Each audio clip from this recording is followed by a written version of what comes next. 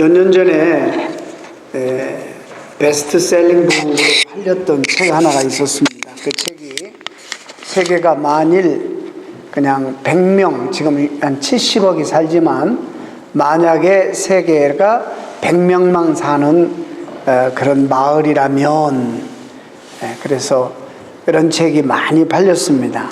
오래됐기 때문에 아마 지금은 수치가 많이 달라졌을 것입니다만은 이렇게 말해요.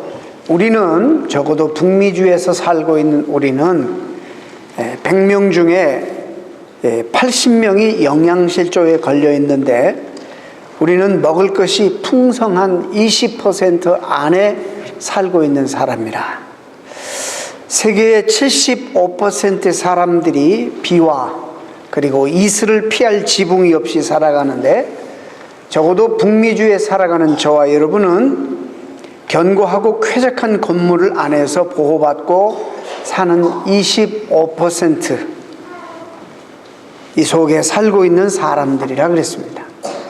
세계의 83%는 더럽고 오염된 물을 마시고 있지만 적어도 저와 여러분은 깨끗하고 안전한 물을 마실 수 있는 13%에 속해 있는 사람들이라 그랬습니다. 지구상의 50% 이상이 여러 가지 괴롭힘이나 체포, 고문, 죽음을 두려워하면서 살 수밖에 없는데 저와 여러분은 자신의 신념과 양심에 따라 행동하고 말할 수 있는 48% 안에 속해서 자유함의 축복을 누리고 살아가고 있는 사람이다. 이렇게 말했습니다. 지금 현재도 지구의 20% 이상의 사람들은 공습을 받고 있거나 폭격을 받고 있거나 치료로 인해서 사륙과 또 무장단체의 강간이나 납치를 두려워할 수밖에 없는 그런 상황에 살고 있다는 것입니다. 그러나 저와 여러분은 아주 안전한 나라에서 평화롭고 안전하게 살아가는 사람들입니다. 그러면 우리가 하나님 앞에 더 감사를 많이 해야 되지 않습니까? 더 많이 감사하고 더 행복하게 살아야 되는데 행복지수는 비례적으로 참 낮다는 것입니다. 참 이게 어떤 면에서 환경적으로는 대단히 완벽한 곳에 살아가고 있지만 우리가 불행하게 살아가고 있습니다. 은행에 얼마간의 잔고가 있고 지갑 안에 돈을 갖고 있는 7, 8%에 속해 있고 자동차를 가지고 있는 5에서 7%에 속해 있고 컴퓨터를 가지고 있는 1에서 2%에 속해 있다는 사실을 우리가 알아야 합니다. 자동차도 웬만해서는 2대 이상, 컴퓨터도 웬만해서는 2대 이상을 여러분들이 다 가지고 있는 집안에서 살아가고 있습니다. 이만하면 상대적으로 빈곤하다고 불평하기에는 너무나 우리가 큰 특권을 누리고 살아가고 있다는 생각을 우리가 해야 됩니다. 이 시대는 정말 그런데 욕심이 많은 시대입니다. 그런데요, 이 욕심을 듣기 좋게 하려고 욕심이라고 말하지 아니하고 이 시대는 야망이라 이렇게 표현합니다. 또 그 야망이 없으면 마치 발전이 없는 것처럼 말하고, 그래서 지독한 욕심, 과다한 욕심을 포장해서 돌려 말하는데 이것이 곧 우리 북미주에서 말하는 성공이고 축복이다. 이렇게 이야기하는 것입니다. 여러분, 우리가 정신을 바짝 차리고 우리 현실을 잘 알아야 합니다. 많이 가져서 행복해지려고 한다면 결코 행복해질 수가 없는데 그 이유가 있습니다. 많이 가질수록 그것을 담는 그릇도 따라서 커지기 때문에 절대로 행복해질 수가 없는 것입니다. 상대적 빈곤이든 상대적 부유든 간에 불행과 행복의 기준을 내가 아닌 남에게 둔다면 결코 우리는 평생 행복해질 수가 없습니다. 늘 나보다 나은 사람과 비교할 수밖에 없는 죄성이 우리에게 있기 때문입니다. 그런 의미에서 사도 바울의 고백이 어느 때보다도 우리가 참으로 신실하고 우리가 이 고백이 무슨 고백인지를 한번 음미해 봐야 될 필요가 있습니다. 나는 어떤 상황에 처하든지 스스로 만족하는 법을 배웠다. 그리스도 안에서 나는 그래서 모든 것을 할 수 있다. 이렇게 고백한 이 고백이 정말 행복과 불행은 결국에 절대적 부여하신 하나님 안에 내가 있을 때 이것이 가능하다는 고백이 아닌가 생각해 봅니다. 그래서 자신에게 어떤 행복과 불행이 달려있다는 뜻이기도 합니다.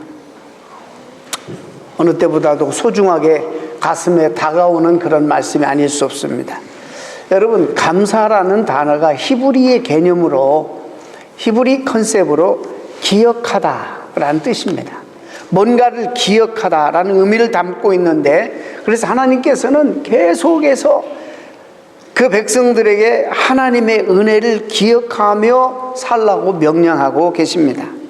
너희 조상 애굽의 종되었을 때 여호와 하나님이 그들을 애굽의 속박으로부터 구원해내신 사실을 기억하라. 홍해를 마른 땅으로 갈라 건너게 하신 하나님을 기억하라. 만나와 메추라기를 먹인 사실을 기억하라. 생수를 마시게 한 사실을 기억하라. 발이 부르트지 아니하고 옷이 해하지 않도록 인도해 주신 하나님의 은혜를 기억하라. 이 히브리 개념에 감사하다는 말과 기억하다는 말은 거의 동의어입니다. 때문에 계명은, 감사라는 계명은 적극적인 계명으로서 우리의 어떤 선택이 아니라 하나님의 절대적인 명령이라 이렇게 말할 수 있습니다. 감사하는 마음 속에는 항상 하나님의 은혜를 기억하는 그런 기억이 있습니다. 그래서 영어도 생각한다, think와 thank, 이 감사하다라는 이 어원은 같은 어원에서 온 것입니다. 깊이 생각하면 생각할수록 하나님의 은혜에 감사하지 않을 수 없는 것입니다. 그러므로 감사하지 못하는 사람은 생각 없이 사는 사람입니다. 그렇게 말해도 전혀 지나친 표현이 아닙니다. 감사하지 못하는 사람, 생각 없이 사는 사람입니다.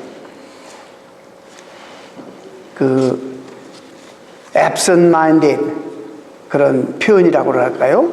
생각이 없이 살아가는 사람은 감사할 수 없어요. 오늘 설교 본문인 신명기, 오늘 본문은 이스라엘 백성들이 출애굽 이후에 40년 걸친 미디안 광야 생활을 거의 끝내고 이제 약속의 땅, 가나안 땅으로 들어가기 직전 모압 광야에 머무르고 있을 때에 모세가 뭔가를 좀 심히 걱정하고, 그 백성들이 이제 가나안에 들어가면 농사도 짓고 부유하게 살게 될 텐데 틀림없이 그 환경이 하나님의 이 놀라운 은혜를 잊어버리고 살 것 같다라는 그런 대단히 두려운 염려가 그에게 생겼어요. 당시 이스라엘 백성들의 생각은, 정서는 이야, 이제 다 왔다, 이제 가나안 땅에 들어가면 이제 고생 끝, 이제부터는 행복 시작, 이렇게 생각하는 사람들이 많았을 것입니다. 저들이 거쳐온 미디안 광야의 40년은 그야말로 쉬운 환경이 아니었습니다. 녹록하지 않았습니다. 애굽에서의 삶과 비교해보면 광야의 삶은 노숙자나 피난민 같은 삶이었습니다. 먹을거리와 그 마실 물들이 늘 부족했습니다. 언제나 강도와 도둑대들을 조심해야 했습니다. 이스라엘 백성들은 광야에서 여러 부족들과 수없이 만나서 싸웠고, 그래서 많이 희생되고 많이 다쳤습니다. 늘 생존의 위기에 있었습니다. 여호수아와 갈렙 이외에는 출애굽 당시에 20살 이상 되는 사람 다 죽었습니다. 정말 광야의 삶이 열악했다는 거 우리는 잘 압니다. 이제 젖과 꿀이 흐르는 가나안 입성을 목전에 두고 모든 고생 끝, 행복 시작, 이런 생각을 가지고 있었을 때 모세는 한 가지 걱정이 앞섰습니다. 이들이 유목민 신세를 이제 마치고 가나안에 들어가는 것만이 문제가 해결되는 것이라고 생각하지 않고 있었습니다. 그는 영성의 기초에서 이스라엘 백성들에게 가나안에 정착하게 되면 소중하게 여겨야 할 영적인 에센스, 기본, 중요한 본질이 무엇인지를 다시 한번 힘주어서 가르칩니다. 그래서 모세는 백성들에게 하나님의 은혜를 잊지 말라, 하나님을 기억하라. 이 말은 하나님 앞에 너희들이 어떤 상황 속에 이렇게 구원받고 인도함을 받았는지 꼭 기억하게 된다면 감사의 삶을 매일매일 할 수밖에 없는데, 틀림없이 환경이 이것을 잊어버리게 만들 것이다, 이렇게 염려하고 말하는 거예요. 그래서 이 기억하라, 또 잊지 말라, 이런 단어가 11절, 14절, 18절 반복해서 이 단어가 나옵니다. 내가 오늘 내게 명하는 여호와의 명령과 법도와 규례를 지키지 아니하고 내 하나님 여호와를 잃어버리지 않도록 삼갈지어다. 여러분, 하나님의 은혜 잊어버리면 감사 안 합니다. 똑같은 말이에요. 이 감사하지 아니하고 불평하는 것은 하나님의 은혜가 없다는 말이에요. 기억할 만한 은혜가 없다는 거예요. 모세는 그걸 봤어요. 가나안 땅에 들어가면 하나님 백성들이 하나님을 잊어버릴 가능성이 농후하다는 것을 깨달았어요. 힘들 때, 광야에서 어려울 때는 하나님을 그냥 매달리고 하나님 앞에 간구하고 살려달라고 가까이 매어달리, 그런 백성들이 이제 가나안에 들어가서 먹을 것도 생기고 마실 물도 충분히 생기고 이제 조금씩 양식도 쌓아두고 생활이 윤택해지면 이제 하나님을 점점 떠날 것을 알았어요. 지금 이게 영적인 원리예요. 이들에게만 하는 말씀이 아니라 지금 오늘 이것을 남겨서 우리에게도 하시는 말씀이에요.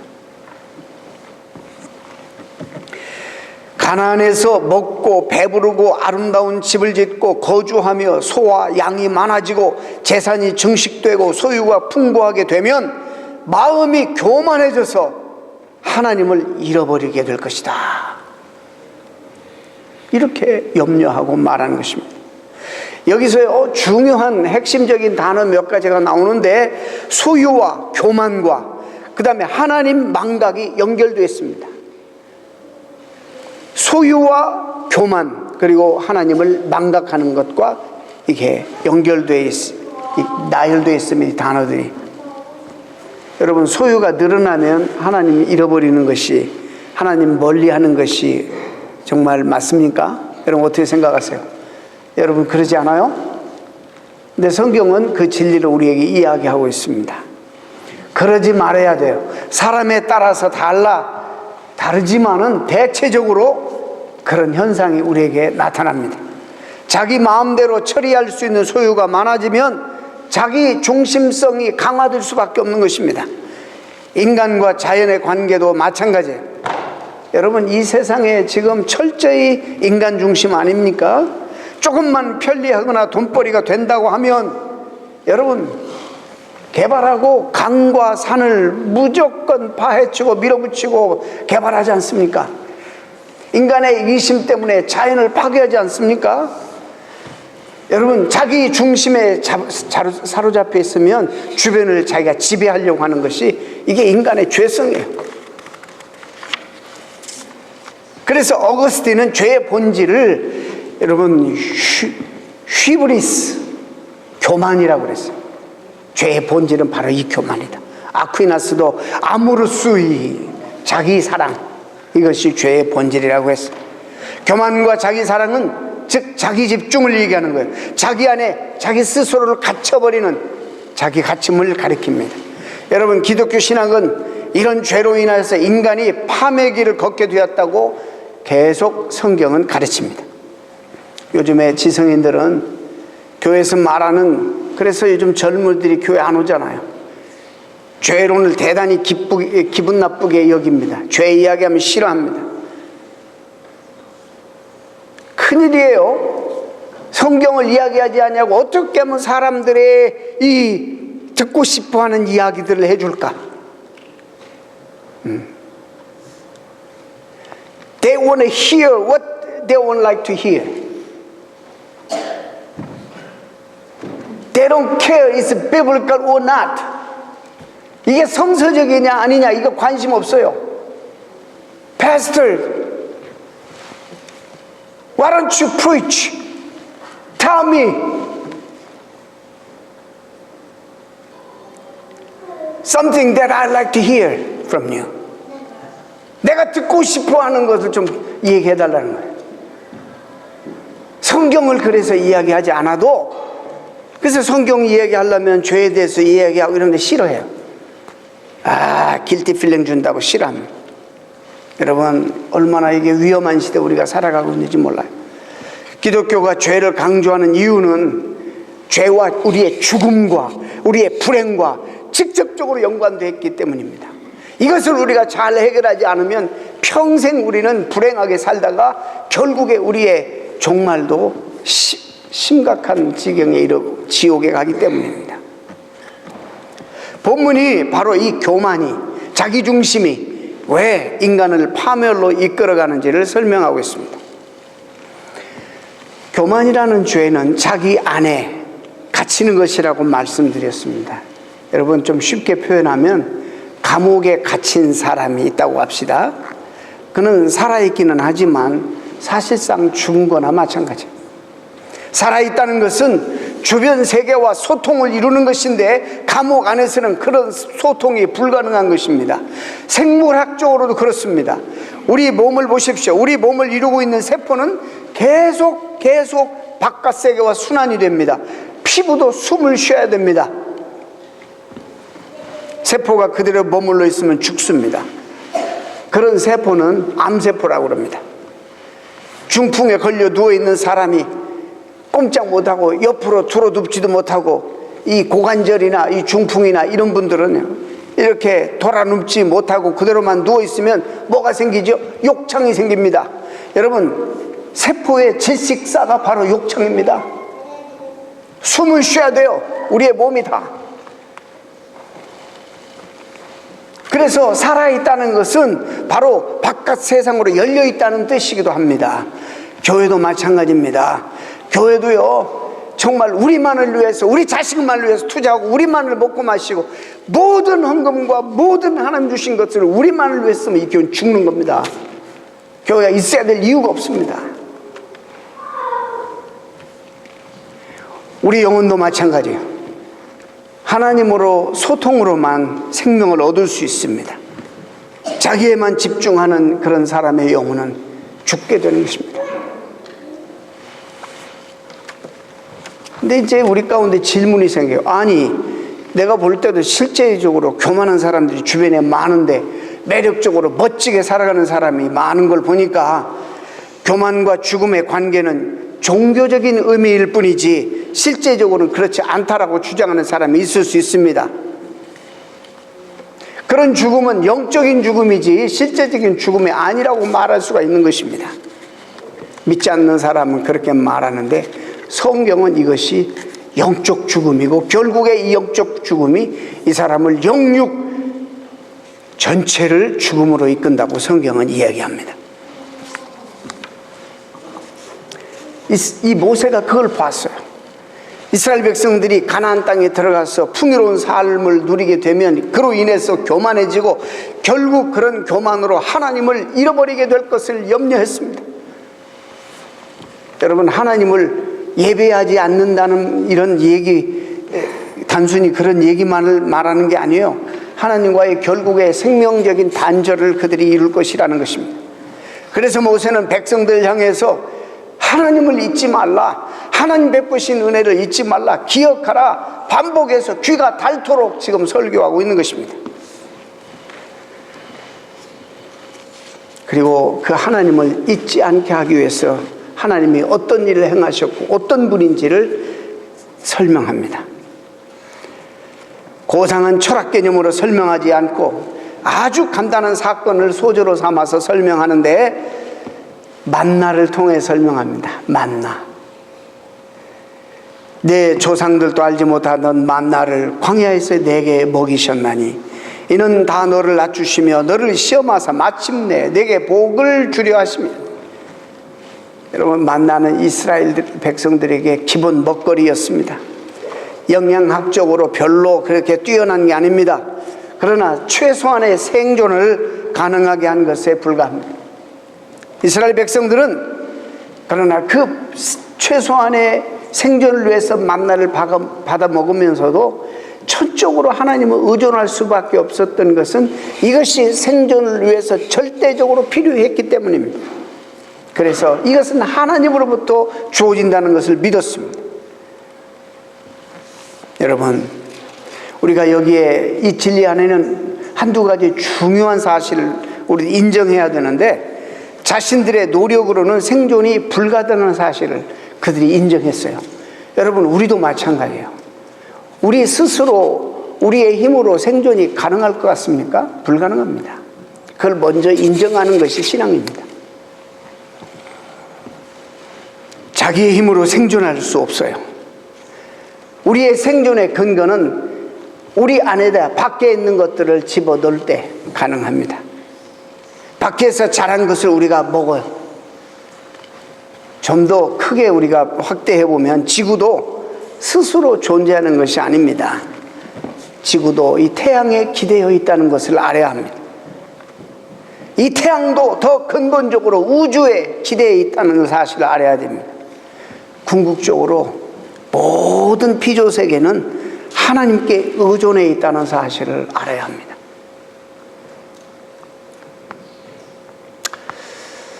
저는 우리 장로님의 여러분 모두가 다 침울하고 힘든 세월을 지금 보내시는 줄 압니다. 장로님이 이 우리가 보지 못하는 앞에서 앉아서 벽을 보니까 벽이 그냥 스테인이 있고 지저분했던 모양이에요. 저는 괜찮은데 페인팅을 꼭 해야 된다고, 자기가 조금 시간이 당시 남으니까 페인팅을 좀 하고 싶다고 그러시더니 뭐 굉장히 사실 이렇게 뭡니까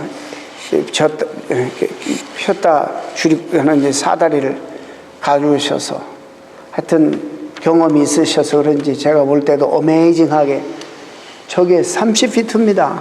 거기까지 다 이게 페인팅을 칠하는데, 여러분이 아시겠지만 제가 장로님 비해서 조금 키가 조금 작습니다.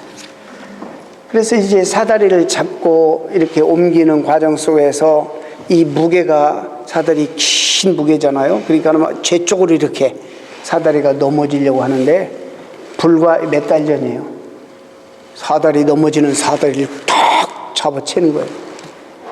그래서 제가 다시 봤어요. 슈퍼맨이에요, 슈퍼맨.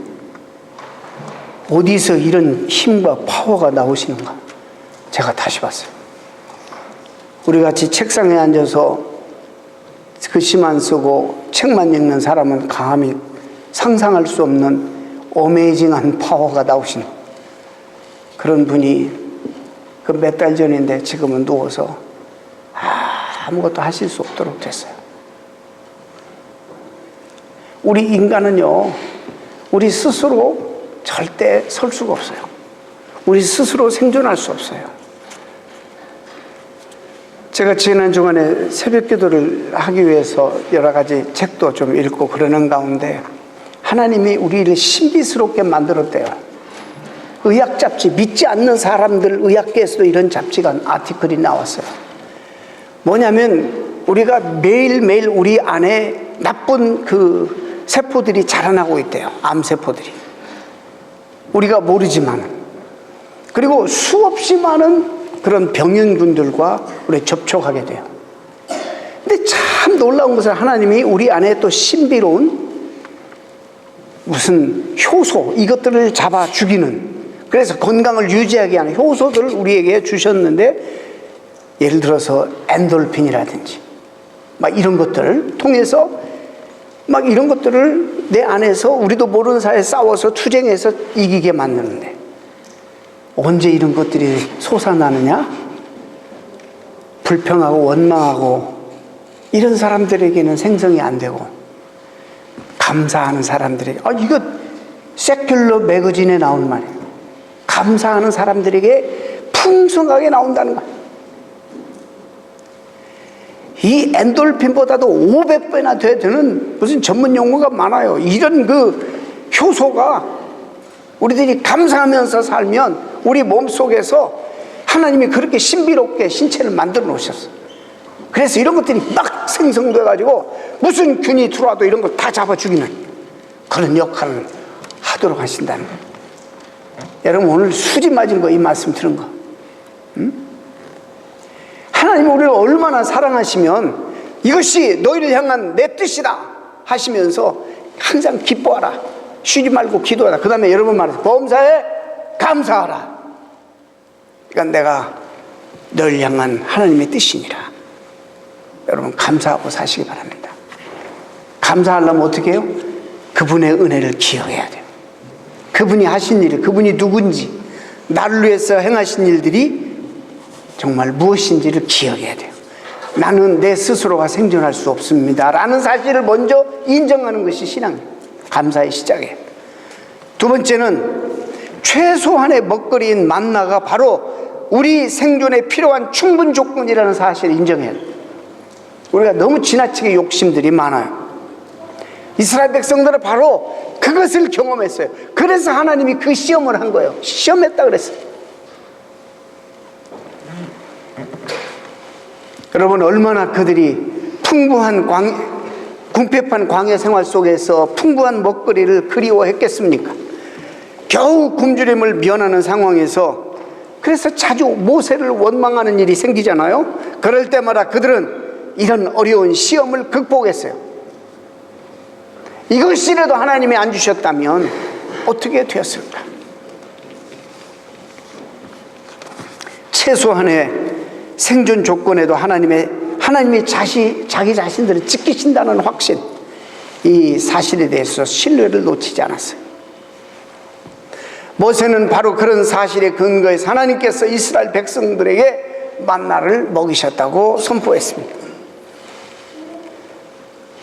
여러분 놀라운 또 하나의 진실은 하나님께서 이렇게 만나를 먹이신 이유는 이스라엘 백성들을 보세요. 낮추시고 시험하시고, 이 단어와 함께 또 같이 나오는 단어가 복이라는 단어예요. 아까는 교만, 자기사랑, 그리고 뭐가 나와요? 하나님을 잃어버리는, 떠나는. 근데 지금은 낮추시고 시험하시고, 이것이 축복으로 연결된다는 단어가 배열이 그렇게 돼요. 세 단어씩. 만나를 통해 생존의 밑바닥에서 하나님을 신뢰할 수 있는지 없는지를 하나님이 점검했습니다. 그들이 이제 가나안에 들어가면 많은 것을 얻게 될 것입니다.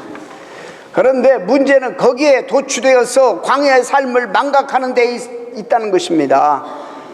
곧 하나님을, 그 은혜를, 그의 돌보심과 함께 하심을 망각하는 것입니다. 저는 오늘의 교회도 마찬가지라고 봅니다.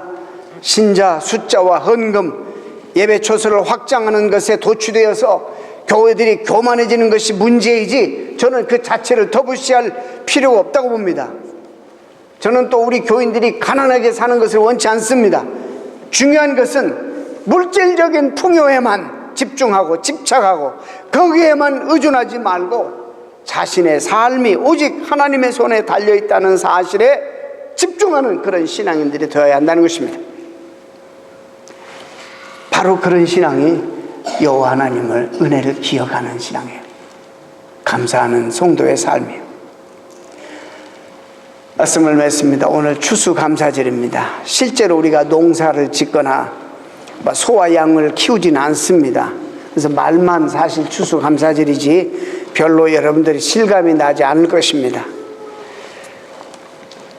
오히려 좋은 자동차나 집을 구하는 것이 더 실감이 날 겁니다.